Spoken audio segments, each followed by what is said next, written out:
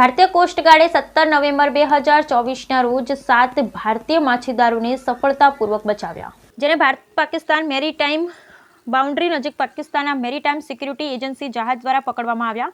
17 November 2024ના રોજ લગભગ 15:30 કલાકે પેટ્રોલિંગ પર રહેલા આઈસીજી શિપને નો ફિશિંગ ઝોન નજીક કાર્યરત ભારતીય માછીમાર બોટ તરફથી એક તકલીફનો કોલ મળ્યો. કોલમાં જાણ કરવામાં આવી કે અન્ય ભારતીય માછીમારી બોટ કાલભૈરવ પીએમએસએ જહાજ દ્વારા અટકાવવામાં આવી અને 7 ભારતીય ક્રૂ સભ્યોની ધરપકડ કરવામાં આવી. જવાબમાં આઈસીજી શિપ તરત જ મહત્તમ ઝડપે જાણ કરેલ સ્થાન પર આગળ વધ્યું.